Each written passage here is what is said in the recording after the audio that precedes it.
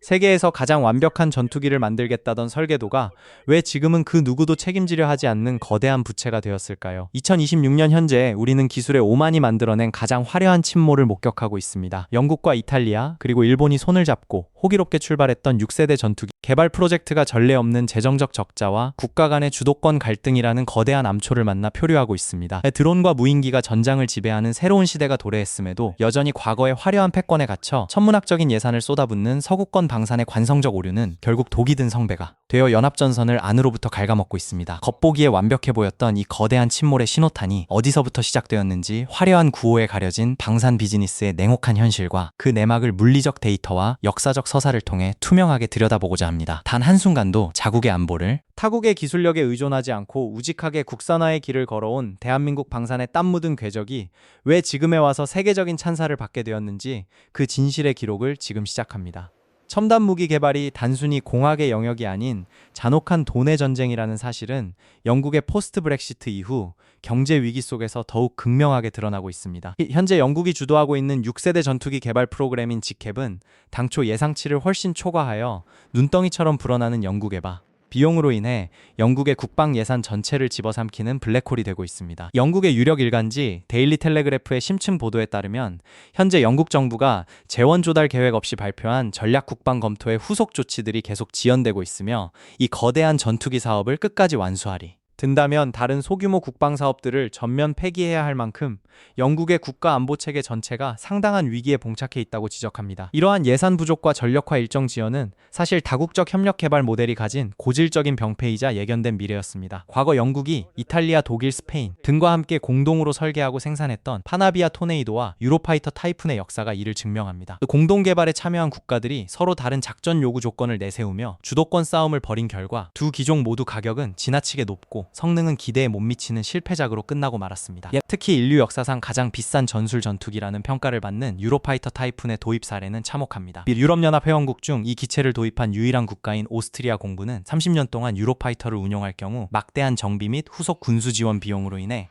약 50억 유로 한화로 무려 8조 7천억 원에 달하는 비용이 소요될 것으로 추산했습니다. 결국 오스트리아는 막대한 적자를 감당하지 못하고 이 기체를 타국에 매각하거나 임대하는 방안을 희망하고 있으며 다른 신형 전투기 15대를 새로 도입해 운용하는 것이 같은 기간 동안 약 20억 유로 우리 돈 3조 4천억 원 정도의 예산을 절감할 수 있다는 결론을 내렸습니다. 런던의 한 항공전력 싱크탱크에서 30년간 영국의 방산 예산을 추적해온 노학자 마이클은 최근 우크라이나 전쟁에서 수백만 원짜리 드론이 수억 달러짜리 방공망을 무력화하는 모습을 보며 영국 국방부의 직해, 계획서에 깊은 한숨을 쉬었습니다. 마이클은 강력하면서도 조달 비용이 저렴한 무인기 전력을 확보하는 것이 현대전의 핵심인 시대에 이 정도 규모의 막대한 예산을 유인 전투기 개발에 쏟아붓는 행태는 이미 지나간 과거의 전쟁을 준비하는 전형적 오류에 빠져 있음을 보여준다고 지적합니다. 화려한 전투기가 하늘을 날 때 그 아래에서는 예산 삭감으로 인해 제대로 된 훈련조차 받지 못하고 군장비가 노후화되는 군인들의 냉혹한 현실이 존재합니다. 한 나라의 국방 역량을 유지하기 위해서는 무기 개발에서 비용 효율성이 왜 최고의 안보 가치인지를 영국의 타이푼 잔혹사가 똑똑히 보여주고 있습니다. 그런데 더 큰 문제는 이러한 실패의 궤적과 거대한 리스크를 그대로 따라가겠다며 스스로 가라앉는 배에 올라탄 국가가 있다는 사실입니다. 바로 대한민국 개발진을 향해 비아냥거리던 이웃나라 일본의 이야기입니다.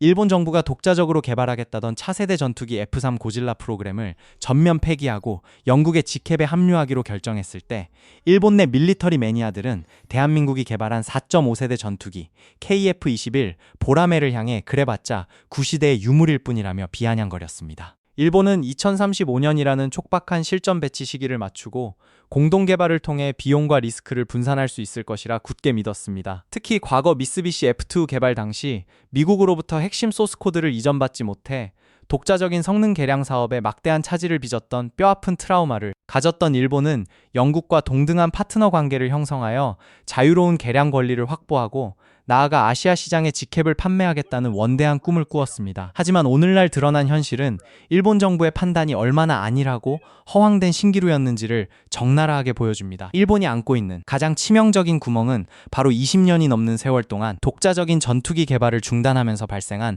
산업의 공동화, 즉 기술의 세대 단절이었습니다. F2 전투기 개발 이후 일본은 실질적으로 신형 전투기를 설계하고 조립할 수 있는 기회를 갖지 못했고 그 결과 당시의 핵심 노하우를 가진 엔지니어들 전문가들이 후배 세대에게 기술을 전수하지 못한 채 대거 은퇴해버렸습니다. 나고야의 미쓰비시 중공업 공장에서 한평생 조립 기술자로 일하며 은퇴를 앞둔 백발의 엔지니어 사토시는 과거 F2 개발 당시의 낡은 도면을 만지며 기술은 서류나 자본으로 사는 것이 아니라 현장이 손끝에서 대를 이어 전달되는 것인데 20년간 공장이 멈췄던 나라가 어떻게 내일 당장 6세대 전투기를 만들 수 있겠느냐며 일본 항공우주 산업의 무력한 현실에 깊은 한숨을 쉬었습니다. 일본 정부는 천문학적인 자본만 투입하면 영국의 첨단 기술을 얻어 수평적인 파트너가 될 수 있을 것이라 착각했지만 현장 역량이 무너진 일본은 그저 영국의 부족한 방산 예산을 메워주는 거대한 자금줄이자 대리인으로 전락했을 뿐입니다. 더욱이 직캡을 아시아 시장에 대량으로 판매해 개발비를 회수하겠다는 도쿄의 구상 역시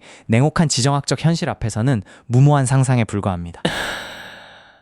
천문학적인 비용이 소요되는 6세대 전투기를 구매할 수 있는 경제적 규모와 안보 수요를 가진 아시아 국가는 극소수에 불과하며 자체적으로 방산무기 체계를 구축하고 있는 국가들이 일본의 비싼 전투기를 도입할 확률은 제로에 수렴합니다. 결국 기술의 연속성을 무시한 채 화려한 지름길만 찾았던 일본의 오판은 스스로를 기술적 수렁에 가둬버리는 잔혹한 족쇄가 되었습니다. 하지만 이 불길한 징조는 비단 영국과 일본만의 문제가 아니었습니다. 전 세계 군사력을 좌지우지하는 절대적 강자이자 스텔스 기술의 정점에 서 있는 미국마저도 이 거대한 6세대라는 장벽 앞에서 전면적인 방향 선회를 고심하며 전 세계 방산 시장의 패러다임을 송두리째 흔들고 있기 때문입니다. 세계 군사력을 상징하는 미국 공군이 수조 원을 쏟아붓던 6세대 전투기 엔가드 사업을 잠정 중단하고 전면 재검토하겠다고 선언했을 때 전 세계 방산 시장과 군사 전문가들은 거대한 충격에 휩싸였습니다. 스텔스 기술과 항공우주공학의 정점에 서 있는 미국마저 멈칫하게 만든 진짜 이유는 단순히 기술적 난제 때문이 아니라 현대 전장의 패러다임이 통째로 뒤바뀌었기 때문입니다. 미국 국방부가 추산한 엔가드 전투기의 한 대당 가격은 무려 3억 달러 한화로 4천억 원에 육박했는데 이는 아무리 풍족한 예산을 가진 미국이라 할지라도 대량으로 양산하여 전장에 배치하기에는 지나치게 치명적인 재정적 부담이었습니다. 게다가 최근 우크라이나 전장에서 매일같이 들려오는 소식들은 무기 개발의 패러다임을 뿌리째 흔들어 놓았습니다. 아무리 정교하고 화려한 스텔스 성능을 가진 수천억 원짜리 유인 전투기라 할지라도 지상에 주차되어 있을 때나 적어도 비행 중엔 수백만 원짜리 자폭 드론이나 가성비 높은 무인기의 정밀 타격에 무력하게 파괴될 수 있다는 냉혹한 사실이 증명되었기 때문입니다. 미국 펜타곤 산하 국방고등 연구기획국 출신의 수석 분석관 데이비드는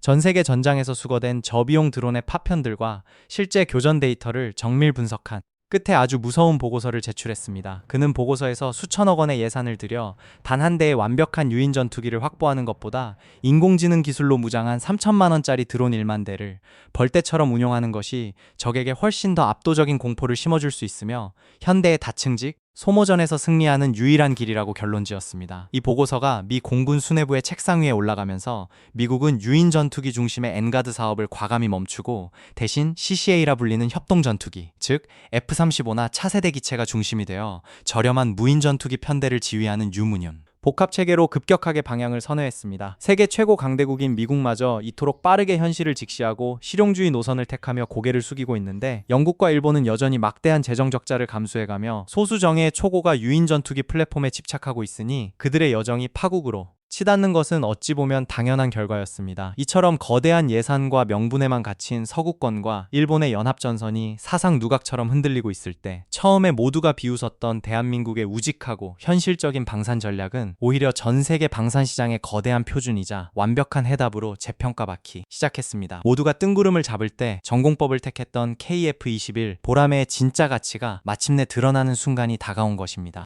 해외 방산 매체들과 일본의 밀리터리 매니아들이 KF-21 보라매를 향해 겨우 4.5세대 전투기일 뿐이라며 조롱하고 깎아내릴 때 대한민국의 엔지니어들과 군 수뇌부는 묵묵히 10년, 20년 뒤의 미래 전장을 내다보며 가장 현실적인 전공법을 준비하고 있었습니다. 대한민국이 선택한 진화적 개발 전략은 단번에 6세대라는 화려한 신기루를 쫓다가 수렁에 빠진 일본의 실패와 극명한 대조를 이룹니다. 한국형 전투기 개발진은 기술적 리스크와 천문학적인 초기 비용을 최소화하기 위해 공대공 임무 중심의 4.5세대 블록 1을 시작으로 지상 타격 능력을 갖춘 블록 2로 단계적 안정을 도모하는 동시에 기체 내부 공간에 내장형 무장창을 가동할 수 있는 충분한 물리적 여유를 설계 단계부터 미리 반영해 두었습니다. 이러한 우직한 설계 덕분에 KF-21은 향후 완벽한 5세대 스텔스 전투기를 넘어 6세대급 성능으로 평가받는 KF-21EX로 완벽한 진화적 토대를 갖추게 되었습니다. 한국항공우주산업의 기체구조 설계를 담당했던 한 팀장은 과거 개발 초기에 해외의 냉소적인 시선 속에서도 밤샘 연구실 불을 끄며 팀원들에게 우리가 마련해둔 이 빈 공간이 언젠가 대한민국 영공을 지키고 세계를 놀라게 할 가장 무서운 무기가 될 것이라며 서로를 다독였습니다. 이 예언은 2026년 현재 정확히 적중하여 미 공군이 엔가드 사업을 재검토하고 유무인 복합 체계로 급선회하는 거대한 패러다임 시프트 속에서 대한민국 방산의 위대한 선견지명으로 빛나고 있습니다. 대한민국의 6세대 전투기 확보 계획은 천문학적인 비용 때문에 소수만 운영할 수 있는 고가 유인기체에 올인하는 것이 아니라 국산 기술로 개발 중인 스텔스 무인 전투기와 가성비 높은 무인 편대를 KF-21이라는 강력한 지휘기가 중심이 되어 통제하는 멈체계 구조를 지향합니다. 이러한 접근법은 F-35의 살인적인 유지비어 6세대 전투기의 단가 폭등에 비명을 지르고 있는 전 세계 중견 국가들에게 가장 신뢰할 수 있고 현실적인 대안으로 떠오르고 있습니다. 기술을 주지 않아 서러움을 겪었던 나라가 이제는 전 세계에서 가장 안전하고 효율적인 방산 플랫폼을 공급하는 국가로 거듭난 것입니다. 화려한 지름길을 택했던 이웃 나라들이 엔지니어의 세대 단절과 예산 부족으로 가라앉는 침몰선에서 허우적거릴 때 정직하게 땀 흘려 기술의 연속성을 지켜낸 대한민국 과학자들의 뚝심은 마침내 전 세계 방산 시장의 판도를 뒤흔드는 초격차의 승리를 거두고 있습니다. 이 기술은 결코 거짓말을 하지 않으며 정직하게 쌓아올린 제조 역량은 마침내 차가운 쇳붙이에 위대한 국가적 의지의 날개를 달아주었습니다. 이제 화려했던 오만의 막이 거치고 드러난 진실 앞에서 우리는 대한민국 자주국방이 이룩한 이 위대한 여정의 결실을 가슴 깊이 확인하게 됩니다. 전투기는 단순히 돈을 주고 사오는 화려한 쇳붙이가 아니라 그 나라의 기초과학과 정밀 제조 산업 역량, 그리고 영공을 스스로 지키겠다는 국가적 의지가 하늘에 그리는 위대한 궤적입니다. 6세대라는 화려한 이름의 허상에 갇혀 침몰하는 서구권과 일본의 프로젝트들은 우리에게 안보는 거창한 구호나 타국의 선의로 지켜지는 것이 결코 아님을 다시 한번 똑똑히 보여주고 있습니다. 우리의 안보와 기술력은 오직 자국의 기술, 허브와 숙련된 엔지니어들의 손끝에서 한 땀 한 땀 완성된다는 이 평범하고도 냉정한 진리를 대한민국의 KF-21 보라매가 전 세계에 증명해 보였습니다. KF-21은 단순히 하나의 전투기 기종을 넘어 대한민국이 더 이상 강대국의 기술을 구걸하던 변방의 추격자가 아니라 자신만의 확고한 속도와 실용적인 방향으로 미래 전장을 개척해 나가는 퍼스트 무버로 우뚝 섰음을 알려주는 살아있는 증거입니다. 우리는 기억합니다. 핵시. 기술을 이전해주지 않아 서러움을 겪었던 수많은 국방의 역사와 우리 손으로 첨단 초음속 비행기를 만든다고 했을 때 국내외를 막론하고 모두가 불가능하다며 조롱하고 고개를 저었던 그 냉혹했던 순간들을 말입니다. 하지만 오늘날 경남 사천의 하늘을 가르는 KF-21의 웅장한 엔진, 굉음은 그 모든 의구심과 오만한 비아냥에 대한 가장 정중하면서도 강력한 대답이 되었습니다. 지금 이 순간에도 사천의 연구실을 환하게 밝히고 있는 불빛들은 차가운 기계 부품이 아니라 대한민국 과학자들의 꺾이지 않는 자조적 의지와 영공 수호에 대한 집념이 날아오른 것입니다. 대한민국의 자주국방과 방산기술의 진화는 여기서 결코 멈추지 않습니다. KF-21에 탑재될 차세대 국산 초소형, 능동위상 배열 레이더 기술과 인공지능 기반의 유무인 복합교전 통제 시스템의 핵심 국산화 성과가 차례로 가시화되면서 일본을 비롯한 세계 방산업계는 또 한 번 한국의 초격차, 기술력의 경악을 금치 못하고 있습니다. 이 놀라운 기술적 진보와 세계가 감탄한 대한민국 방산의 숨겨진 심장,